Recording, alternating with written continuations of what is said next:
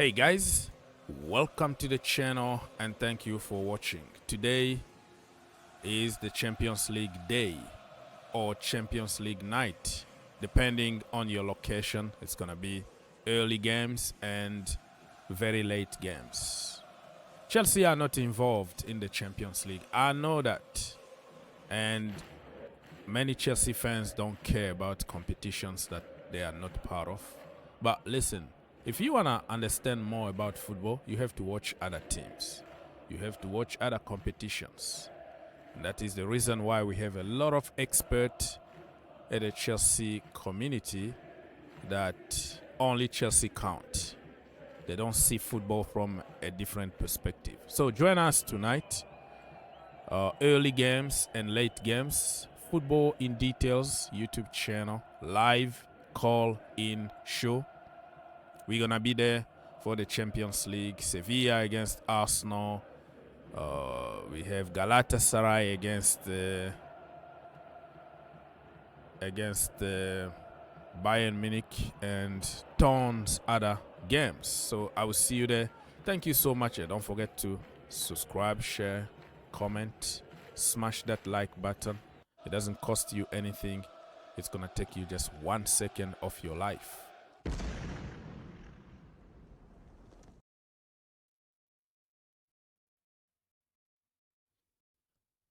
All right, my people, let's now go to some random topics in the Chelsea community.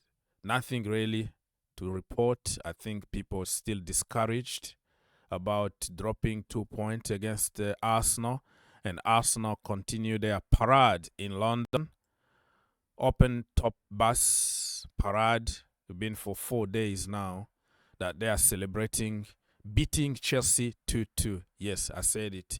Beating Chelsea 2-2 because it's a win for them and it's a loss for Chelsea, even though it was 2-2 at the end, if you know what I mean.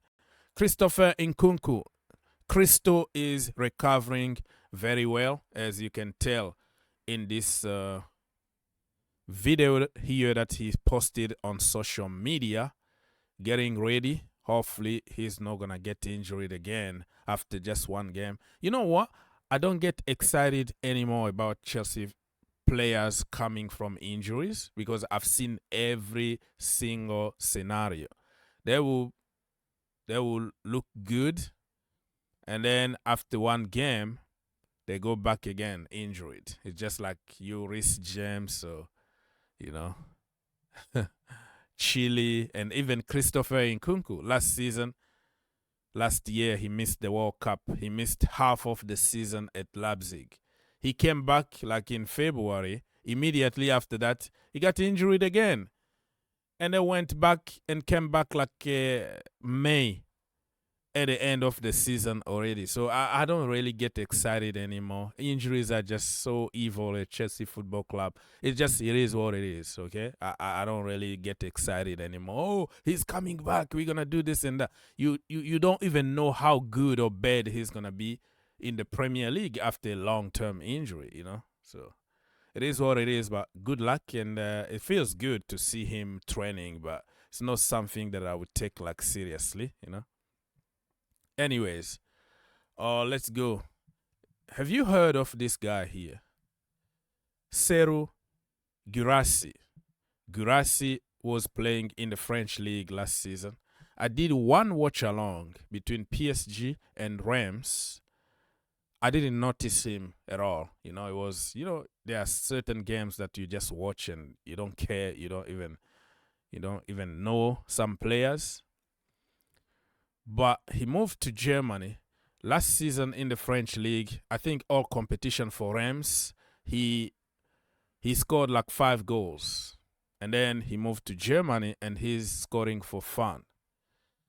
He got a release clause of 17.5 million pound, which is very cheap. He's 27 years old. He's not a baby anymore, which is really away from what Chelsea are trying to do now, you know. Chelsea going for less than 25 years old. But I think at some point Chelsea are going to be obligated to sign some senior players in the team. Okay? And I don't know if this guy is going to be good for Chelsea. I'm just throwing his name there. I haven't seen him linked with Chelsea Football Club, but the price is good. This is a low risk, 17 million. Even if it doesn't work out for you, you can still sell him because he got the logo of Chelsea in his head, and you can even get more money. You can even make profit after one season selling him for 30 million or something because he's coming from Chelsea Football Club. You know what I mean? Low risk, very, very tall, powerful. He's a bully in the box. So we've been talking about Ivan Toney in January. Ivan Toney is coming from like 6-month ban. He hasn't played football, and he's going to be very expensive, around 60 million because of the Premier League tax and because it's Chelsea Football Club. And this guy scored already 15 goals in 9 games in the Bundesliga. So it's something to consider. I'm not selling you this guy here, Guirassy, but I'm just opening the debate here, right? So don't say, oh, you want to sign him. No, this is me talking and opening the debate. My only issue I have with players from the Bundesliga is that they do very good in the Bundesliga, and when they come to the Premier League, they don't do anything. If you take away Lewandowski and Haaland, the majority of strikers from the Bundesliga don't do good in other leagues, if that makes sense. Or it would take them long time to make an impact in their respective leagues. If that makes sense. Look at Colomwani. Last season, he was scoring for fun. He moved back to France. He's struggling. He hasn't scored for PSG at the moment. Oh, probably he scored 1 goal. Excuse me. Lewandowski and Haaland are in a different league. They are not human, right? So don't put them in the same bag. Joelinton, remember it took him 3 to 4 years at Newcastle, and they had even to change him position in order for him to start scoring goals. And going back to Colomwani, he was at Nantes before going to Germany. At Nantes, he was just an average player. He went to Germany, he became world-class scoring for fun. He went back to France, he's struggling. So I don't understand why, like average strikers, they go to the Bundesliga, they score for fun. I don't know if their defense is so messed up. I don't know what is happening there, but it looks like they have more space in the Bundesliga all the time on the ball to score goals. In other leagues, they don't have the same joy.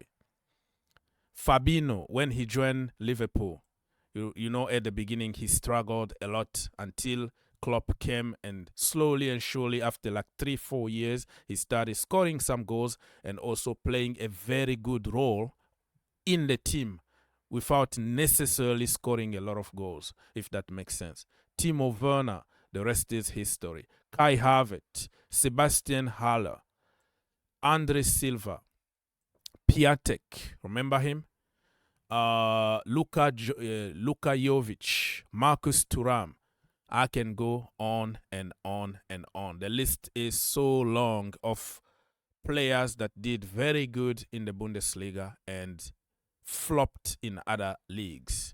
And I don't know what really to do at the moment.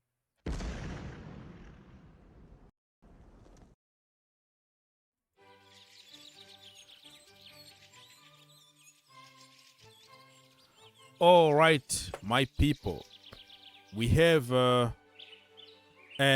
Chelsea, of course, everybody knows that we've been linked with Victor Osimhen. The price tag is a little too much for me, but if Chelsea decides to go for Osimhen, who am I to say otherwise? But if I am given a choice, okay, to choose between Osimhen and Boniface, I will go for Boniface for personal opinion. That is my own biased opinion. And don't come here and say, why you hate this? Why you? I don't hate anybody. It's a choice. 2 Nigerian brothers, and I have the right to choose one.